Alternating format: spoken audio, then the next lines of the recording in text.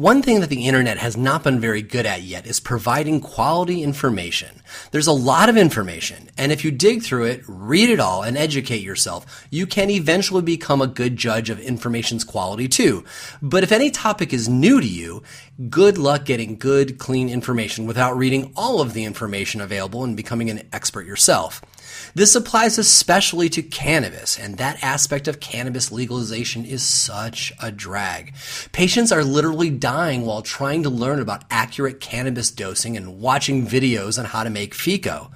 Other patients are trying to figure out how to make full plant tinctures, and every tincture recipe is different, and most of them are poorly written, and some are straight up ineffective.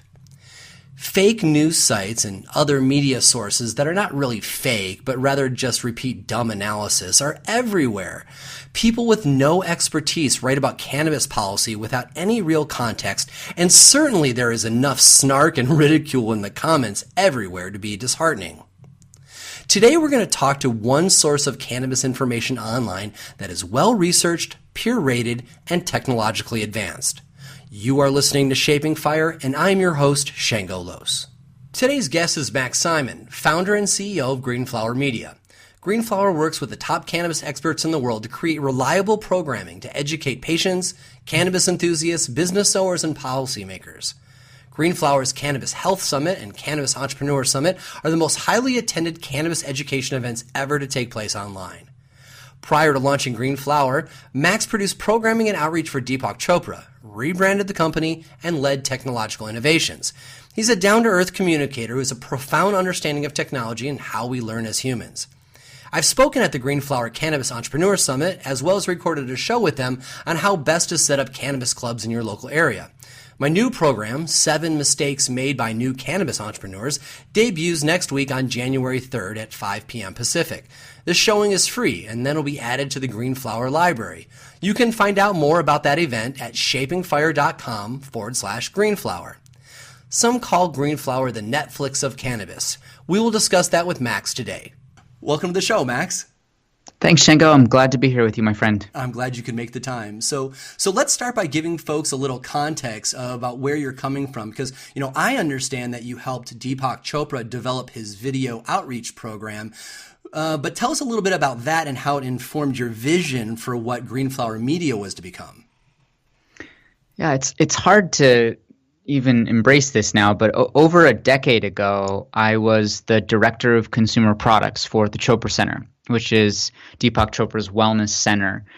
And just to paint a picture, if you will, at that time, this was way before meditation, yoga, Ayurveda, mind-body medicine was deemed acceptable and popular. And in fact, it has an eerie coincidence or an eerie similarity to the cannabis space, because in that world, people saw meditation and yoga as something that people only on the fringe did, that there was no science to it, that it was going to kind of disrupt your life. There was all these stigmas attached to it. And over the course of, the 7 years that I was there and the team that we built, we really did some unbelievable things to destigmatize meditation and mind-body medicine and yoga, and to really get the message out to tens of millions of people through, online campaigns, and the meditation challenge that now is, I just heard, has been taken by 500,000 people this year at the Chopra Center. And it was a really fascinating experience to take something that was so fringe and really integrate it into mainstream. And so, in cannabis, it feels just like this unusual path that I've already walked before, but this time it's with something I have an even deeper relationship with, because I've been a cannabis user for decades. And I also, in a funny way, think that cannabis is even bigger than mind-body medicine, because I always say, I taught some of the biggest stars and celebrities in the world how to meditate. And when you would teach these people, you would always say to them, look, you have to do this every day for 21 days for you to really start to notice some benefit. Because, if anybody's ever meditated before, like the first time you sit down to meditate, you feel like, oh, so I'm just going to sit here for 20 minutes and let my mind drive me freaking nuts. Yeah. And it takes a little bit to like get the hang of it and use the tools and work through it. And with cannabis, it's like, I put an arthritis cream on my grandfather's hands, and in 30 minutes, all of a sudden he could move his fingers again. I gave my mother, who hadn't slept in 3 decades, a little bit of a chew, and she slept through the night that same night. And so, when you combine the fact that I think this plant has the capacity to impact hundreds of millions of people in so many different ways, and that it's so quickly effective, I just feel really excited about the path that we're on. So yeah, I have this kind of funny background of taking things that have been highly stigmatized and yet also highly effective and helping them come into the mainstream. It's kind of funny how all the puzzle pieces fit together so elegantly when you look backwards, isn't it? Because it's like, looking back, we can see, the kind of programs you put together at Chopra. Also then with the marriage of the technology that you were learning and managing there, it pretty much gave you a full skill set to do exactly what you're doing now in the cannabis space. I mean, I think, on some level, the universe is always conspiring in our favor if we're paying attention. It just takes people being willing to take some risks. And for me, I see cannabis as a health and wellness movement. And so I have that background. But I also see cannabis as something that needs really good education to change the stigma. And for what we've, really done at Green Flower, it's about changing stigma. To me, is about 2 core things. One, it's about knowledge, because people are just misinformed. And once you start to learn about anything, you quickly realize the truth, right? So that happened with meditation. And I think that's happening with cannabis now. And in cannabis, it's just such a diverse, rich topic full of so much fascinating knowledge. So that's one part to changing stigma, is just doing a better and better job of education. And then the second part of that is people. Is the more credible, the more high level, the more authoritative, the more celebrity you bring into something, the more it starts to change public persona and change the perception of what this thing is. And so, when I was at Chopra, I had this just unusually long list of people that I dealt with, of celebrities that were sick, celebrities, business moguls, high-level people. And you realize that people are just people. No matter how big of a star they are, no matter where they come from, they're just people. And when you treat people like regular people, then it gets better and better.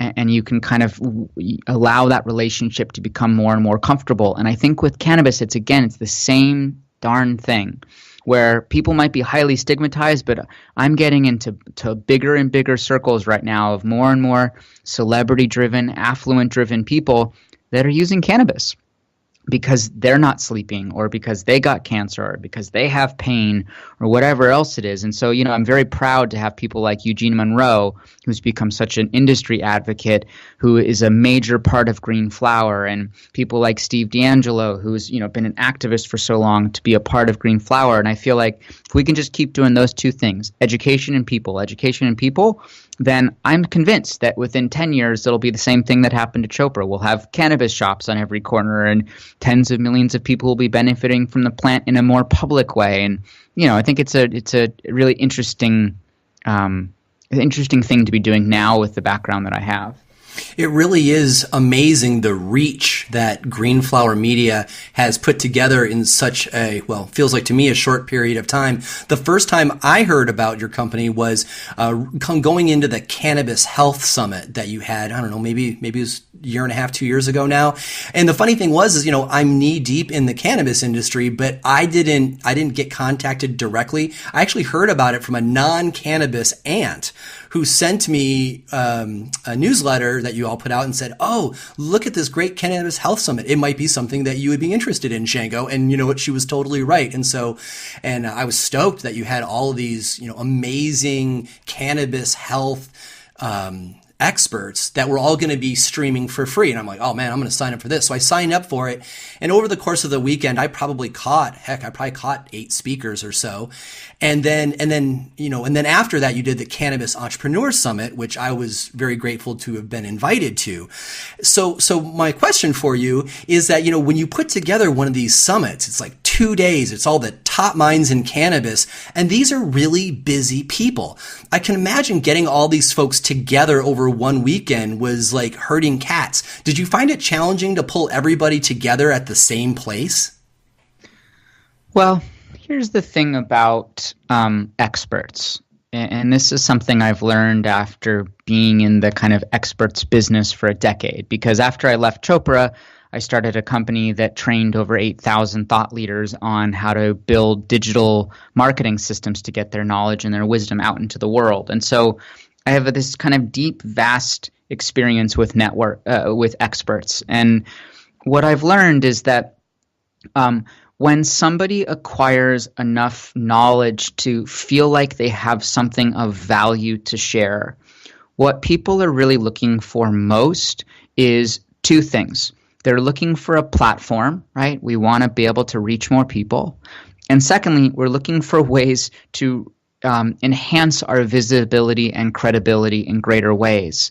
And so it actually wasn't terribly difficult to get people together, because we knew that with our marketing channels and the strategies that we put in place and the background that my team has, I have a remarkable team. We're 13 people deep now, of true experts in kind of digital publishing, that our reach was going to be huge. And then with the other part of my team that works with people on content, we knew that we could help people become better speakers, better presenters, and that the production quality of what we were going to do, because for example, my executive producer was 30 years at Marvel and Disney and Fox and Spotlight Entertainment. And so between our production and our marketing, we could invite people into something that was of true value and true benefit to them, and do it in a way that really lifted up their credibility and helped them get their message out. And so actually the hardest thing was not getting people together. The hardest thing was deciding who we wanted, because we are perpetually being contacted by so many people around the world that think they're experts or maybe are experts, but not at the level we necessarily want them to be at. And so the hardest part's actually the filtering. Right, because everybody wants to participate because they can smell a good thing. Well, especially with how big your reach was. I didn't actually hear the follow-up. What was the public response to this sort of large, free online event? Because I had never heard of anything like this happening in cannabis before. Did people respond to it other than, my aunt and I? So we had 28,000 people tune in to the first Cannabis Health Summit, which, by the way, was just in January of 2016, so not, oh my not gosh. too long ago. I said it was 2 years ago. How time flies, right? Right. We had 28,300 people from, I don't remember exactly, but I think it was from like 55 countries or some unbelievable diversity of people. And then the Cannabis Entrepreneur Summit had 10,800 people attend that particular event. And it really did help put us on the map, if you will, in terms of people seeing what we could do. And it was cool. I don't know the exact numbers, but I want to say that between those two events, people watched something like 2.5 million minutes of content over those 2 days. Or over those two events, and it's been very exciting. Speaking of reach, we also have started live streaming just individual classes every week on Green Flower. People can go and they can sign up to watch any live class. Basically, we're doing multiple live streams a week, and we also just recently pulled those stats and have had 3.9 million minutes of live stream class content watched this year as well. So it's been phenomenal to see the level of engagement and reach. And I think it comes back to the fact that there's very few places where people can go to learn about the plant right now, and especially learn from the most credible experts. And so we've just built a really nice ecosystem. We also built our own technology platform to run the whole thing so that it's got a nice user experience. So it's a cool thing we're doing, and I think it's really providing a service that people are really grateful for, especially as we get bigger and bigger. Yeah, that's a lot of minutes. I can imagine that it's probably the most dense cannabis education event that there's ever been. I mean, that many people learning about cannabis medicine, and cannabis business all at the same time. It's actually pretty astonishing.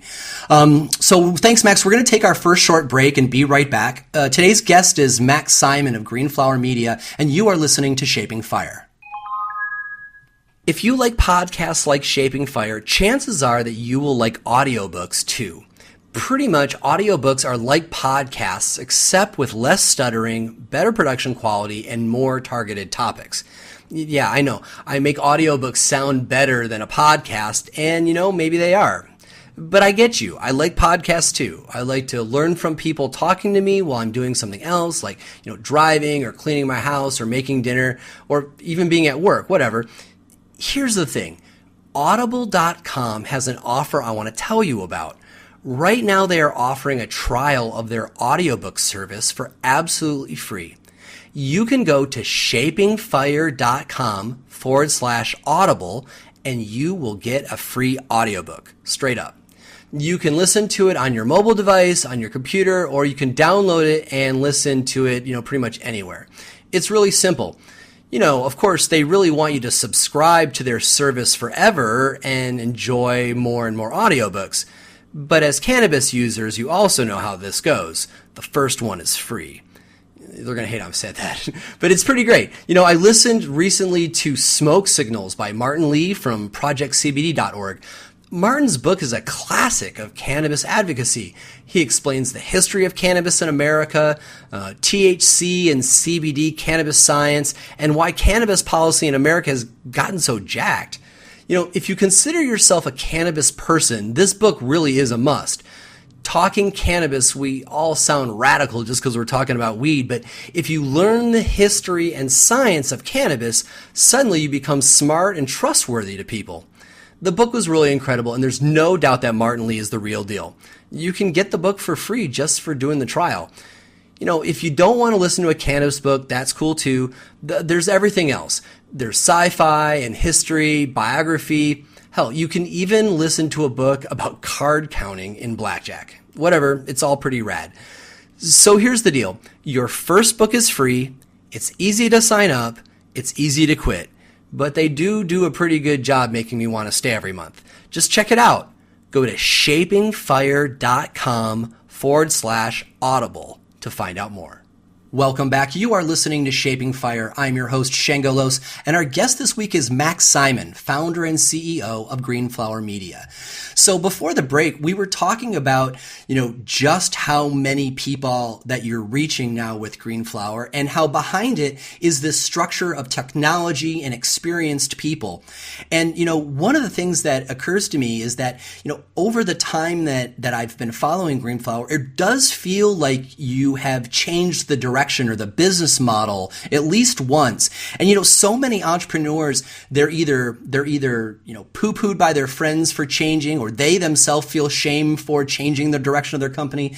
But I've always thought that, it's important to be sensitive to what your audience wants. Would you share for a little bit, what your experience has been over the arc of Greenflower so far and how the business model has evolved? Yeah, absolutely. So I should start by saying that I'm a huge subscriber and student of what's called the Lean Startup model by a guy named Eric Ries. And the Lean Startup model basically has a philosophy which says that when you're building a new business, you should be testing everything. And, instead of being concerned about, quite frankly, even what your customers think or what your team thinks or what your investors think or whatever it is, that everything is an experiment, and that in the beginning you should experiment as much as possible. And so I say that because our first experiment was more of what I would call a traditional media company. And the reason I even entered the cannabis space as an entrepreneur, if you will, is because I saw a huge, massive void. And that void was no high-quality cannabis content that demonstrated the other side of the stigma, right? And that basically the way I looked at it is the vast majority of material that was out there wasn't portraying cannabis properly. And so when you start thinking about businesses, we thought, well, we could reach, zillions of people, and the business model would be based upon a media company that reaches a lot of people, which is, i.e., an advertising model, right? There's different business models for media companies. And so we started going down that path. And the premise behind a media company like that is you produce as much content as you can, you get as many eyeballs as you can, and then you sell advertisements. Well, while we were getting a lot of eyeballs and we were getting a lot of traction with the tribe, if you will, we were barely selling any advertisements. And it was starting to get pretty scary because we just couldn't see a path in sight to be able to sustain the kind of impact that I am here on this planet to make. For better or worse, I'm the kind of person that is 100% driven by global impact and by big, massive global impact. And so, when I looked at Green Flower originally, I was thinking, well, for that to get to that level, it would take a lot of money. Yeah. And so when the business model was quite frankly failing, I mean, that's how I could say it. Like, we were generating a little bit of income, but nowhere near the kind of numbers that I knew was necessary to create a business that would sustain itself. We had to really look deep and hard. And this is where, the funny thing about my past reconverges, because in media, there's really only two models when it comes down to it. There's an ad model, which is based upon publishing free content, and then there's a premium model, which is based upon producing content that people are willing to buy. And I actually have had a much deeper background in premium, but I just didn't start there. And so we just pivoted. We pivoted to being a premium content business, if you will, that was based upon creating content people were willing to pay for. And that's a different kind of content. It's more educational, it's more how-to, it's much deeper. It's content that's designed to provide specific value to somebody based upon a problem or a desire that they have.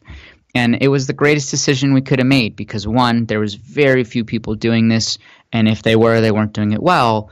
But also, it was quite frankly just much more in our sweet spot as well from our experience and our depth. And really we're able to carve out this kind of beautiful niche that is working very well, both in the financial side, but also in terms of, where we feel most comfortable playing. Yeah, I believe that about the place where you feel most comfortable playing too, because one of the challenges with advertising as a model for media companies is, you're always aware of what your advertisers want. And yet I know you to be somebody who's very service oriented to humans.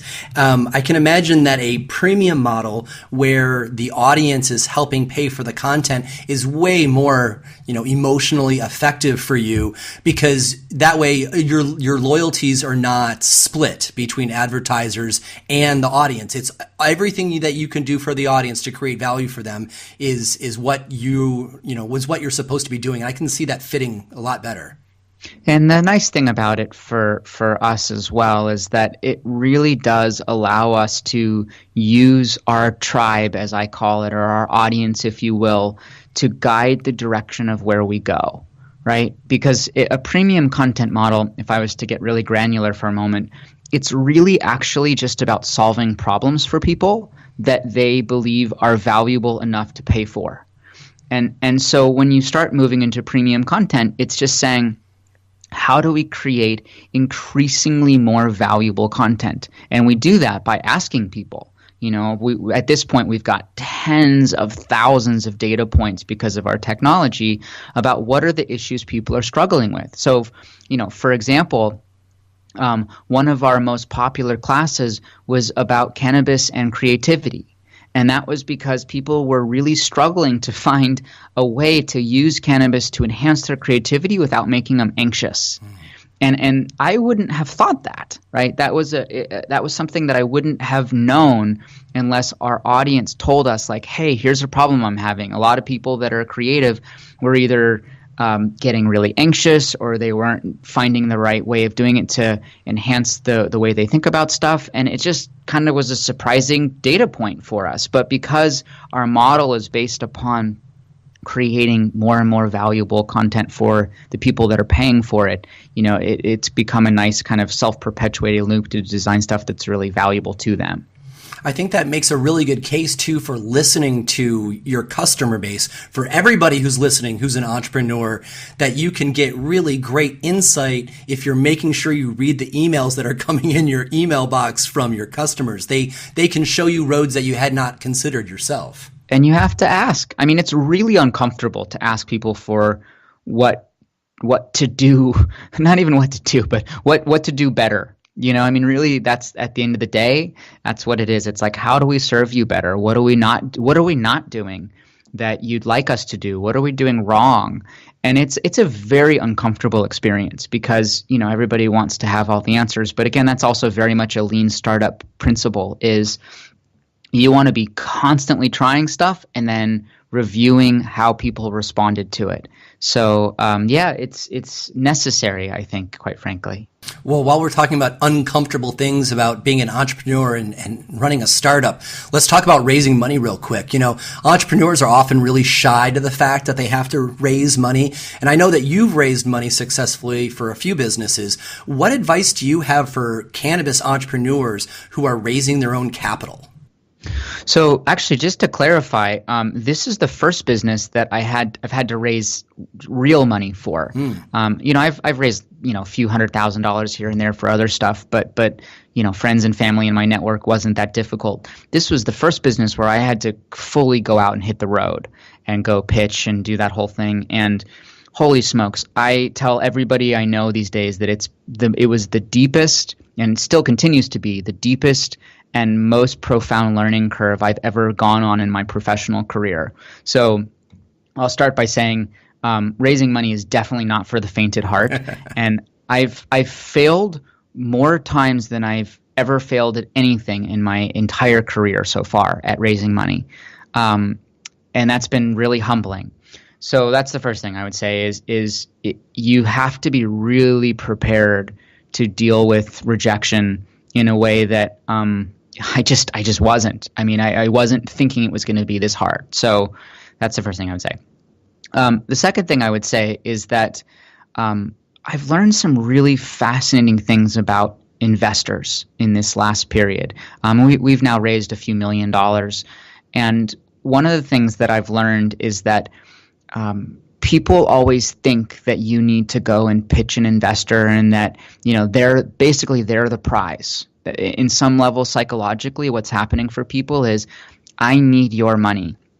I need to impress you. You're the person that's the prize here. And the greatest thing I've learned in this process is that if you have that attitude, you're done. It's just not going to work.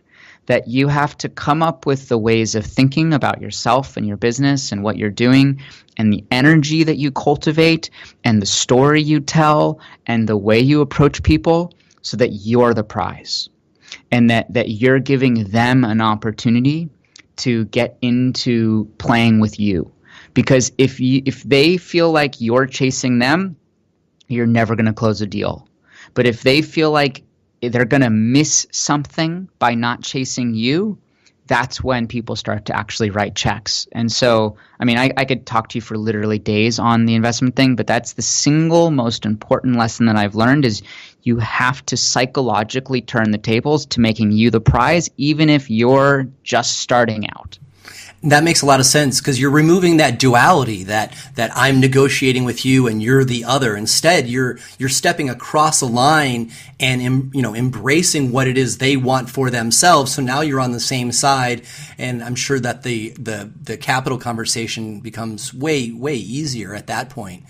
I'd like to say any part of it's easy. It's I think that raising money is arguably the most difficult business task on the planet. But, speaking to the startup side of things, the reason why I love business actually has nothing to do with money.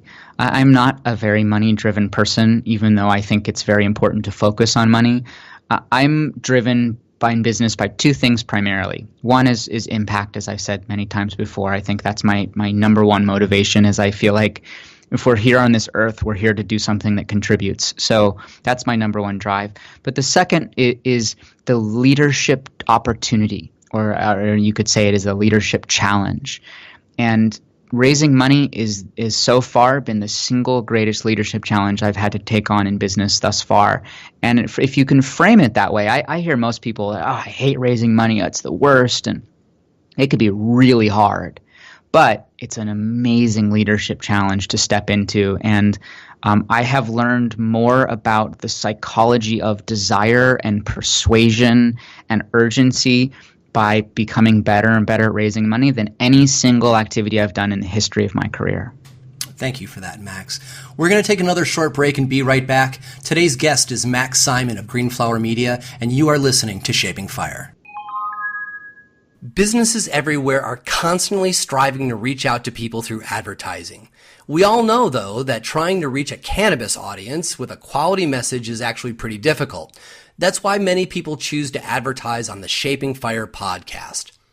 Advertising on this show allows us time to talk about your product, service, or brand in a way that really lets people know what sets your company apart from the others. Bold people who own companies know that getting in a relationship with their customers is essential, and that is what we offer. We will explain your service or product and what sets it apart as desirable, and will help our audience get in contact with you. It's really pretty simple. Advertising does not have to be all whiz-bang, smoke, and mirrors. Nowadays, I find that people prefer just to be spoken to calmly, accurately, and with good intentions. If you want to make your own commercial spot, you can totally do that too. Because our podcast is young, but growing at an exceptionally fast rate, if you become an advertiser on the Shaping Fire podcast now, you're going to pay a fraction of the cost we will be asking for in just a few months. And yet, everyone listening both now and to the back catalog of interviews in the future will hear about your company again and again for years. It's a great deal for you. Pay a small amount now because the show is new, but take advantage of the huge listening audience we will have forever. Do yourself a solid and contact us today for rates on podcast and newsletter advertising. Email hotspot@shapingfire.com to find out more. Welcome back. You are listening to Shaping Fire. I'm your host, Shango Los, and our guest this week is Max Simon, founder and CEO of Greenflower Media. So far we've been talking a whole lot about the nature of a cannabis startup and running a business with integrity and, just trying to build a company in this very unusual cannabis industry. But I want to talk more specifically now about the content, because at the heart of it, you are a publishing company and you are trying to find content that people want to hear. As you mentioned in the last set, your goal is to find out problems that people have and try to solve it for them. So let's talk about some of your free events that are coming up in the new year so that folks can get an idea of the kind of content you are producing. What's coming up for Greenflower Media? So we have learned that there's basically 4 areas in this cannabis movement where people have a strong desire to learn. So one area is the health vertical. And that encapsulates everything from how do I use this for my specific ailment? How do I treat other people or recommend this to other people? What's the difference between cannabinoids and terpenes, or how do I use them to my benefit? There's about a zillion things that people want and need to know about cannabis and health.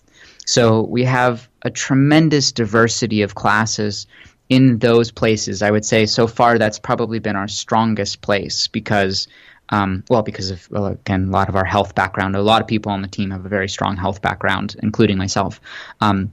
So classes like cannabis and pregnancy coming up, about whether it's safe or not. And we have cannabis and Alzheimer's and cannabis and opiate pain and, just some really interesting classes there with famous doctors and mind-body medicine practitioners and all sorts of interesting people. The second vertical is the industry vertical. And that's all about starting or building or succeeding in this cannabis industry. You know, we have classes with you coming out, Shango, and we have classes around investing. We have classes around compliance and classes around protecting your cannabis brand and classes around building a cannabis brand. You know, there's a pretty diverse range of really fascinating topics coming out there. Steve D'Angelo's doing a whole thing about what he's learned from building the world's largest cannabis brand, essentially. And we have that whole sector vertical. Then we have the science vertical, which is all about the biology and chemistry and ways to work with the plant. So I'm really thrilled that we've developed some amazing partnerships in that area, like the Cannabis Science Conference, where that entire conference will actually be made available to our insiders, which is our membership program. And the Emerald Scientific Conference as well is another one that we've partnered with, where their entire 3-day conference will be included to our insider portal. And that includes everything from extraction to the ways of working with the plant and growing the plant and genetics and that whole kind of amazingly rich category of content. And then finally, we have what we call our DIY vertical, which is all about basically cooking, growing, making your own products and tinctures and that kind of thing. It's working with the plant. And we have a whole slew of really interesting classes in that one as well, growing indoor and outdoor and working with some of the real legends in the cultivation space. We won't name them for now until it comes out, but really, you know, the legends in this space that have been doing this for decades. So all of that content is we have a really interesting model where, because our number one desire is impact, we always live stream these classes first for free. So every week, multiple times a week, people can tune in to the website and they can register for these classes for free and they can watch in real time. And if that's all that happens, then that's amazing. And we have right now, you know, thousands and thousands of people every week that are tuning in. But then we also have this ability for people to basically unlock the entire library for, you know, it's just $18 a month. And so, you know, we have a lot of cool stuff coming up. A lot of cool stuff. And since we're tantalizing folks, I want to give you the URL right now, and we'll say this again at the end of the show. But, you know, if you want to attend some of these free online events, you can go to shapingfire.com/greenflower to sign up for those. And, you know, because of the nature of podcasts that they're online forever, if you are listening to this show in the future, you can still go to shapingfire.com/greenflower, and it'll be a constantly refreshed list. So it's always going to be evergreen. So Max, you know, as far as finding these topics, you know, you professed earlier that you paid a lot of attention to your audience so that you knew what the kind of problems you could solve for them. What do you find is your best way to get feedback from your audience, which is, you know, tens and tens of thousands of people deep now? Yeah, we're over 75,000 now, actually. Wow. And, you know, I think it goes back to just the idea of making it a muscle. So for us, at least, you'll find once you register for any of these classes, the moment you register, we say, hey, tell us what you want to know. And so in our technology, it's now built in that every class we're gathering people's questions. And in many cases, we're actually answering them live, like right on the spot during the class. And so that's one way that we do it. We're also, you know, we have a certain set of values of how we operate here at Greenflower. And one of those values is to be open and curious. And for us, what that means is that, you know, we're human, and people oftentimes forget companies are like made up of actual just real people. And as a team of people, we make mistakes sometimes, or we do something wrong, or we, you know, find ourselves having made a decision that wasn't the right thing. And we're just always trying to communicate that we're very open and curious with everybody to tell us, you know, if they have feedback or if they have some kind of guidance that will help us. So I think one of it's just kind of tactical, you know, ask more frequently, ask in every way that you can. But then the other way is a value set that's really served us and certainly served me in my life many times, is just being kind of humble enough to say, tell us if there's something else we can do to make this better for you. How did that play into the development of the Cannabis Health Challenge? I've been seeing new advertising for that all over the place right now. So that's a funny thing. I'll just say first, we're really excited about this Cannabis Health Challenge, which basically what we're doing is it's an online challenge that for 10 days we're going to release a daily video that will teach and educate people about how to use cannabis responsibly and perform 3 health-enhancing activities. So there's cannabis and fitness, cannabis and food, and cannabis and reflection. And we're going to be kind of guiding people through it as a community, and it's going to be so cool. There's a lot of really amazing people taking part in it. You was one of them. But that's one of those things. Well, speaking of our values, so we have another value that says break new ground. And for us, this was actually just a very strong gut decision of mine particularly, because I'm a very, very active, healthy person, and cannabis has become a substantial part of that. And so, I live out here in Ojai, California, this beautiful mountain town, and we have these gorgeous outdoor trails. And about 3 days a week, I'll go for a pretty long trail run with cannabis. And I'd go on these trail runs, and I just kept getting this message over and over again. I'm running on this trail, I'm puffing away. You got to do a health challenge. You got to do it. Because I used to do stuff like this with Chopra, and I did stuff like this with other companies, these online challenges. And so it was just a gut instinct to say, let's do this as a community and see if we can really inspire our cannabis community to come together and really prove to ourselves and others that cannabis can be a true life-enhancing activity. So it's been really exciting to see the response so far, and I'm excited for everybody to take part in that. And again, they can find that through that URL that you mentioned before in terms of how they can register for that.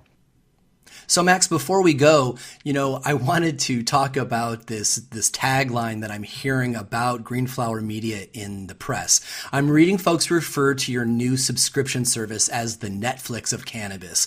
And those are some pretty big boots to fill. Do you think the tagline fits for what Green Flower Media has become?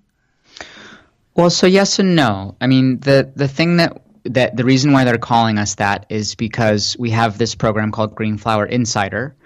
And as an insider, what it means is that every single live class that we do, which is multiple times a week, gets added to this ever-growing library. And for, it's $18 a month. People can watch unlimited cannabis classes, including every new one that comes in. And so in that way, we're just like Netflix because we have this, ever-growing library of really credible cannabis education and cannabis classes and cannabis material that people can enjoy anytime they want and, can binge watch as much as they want.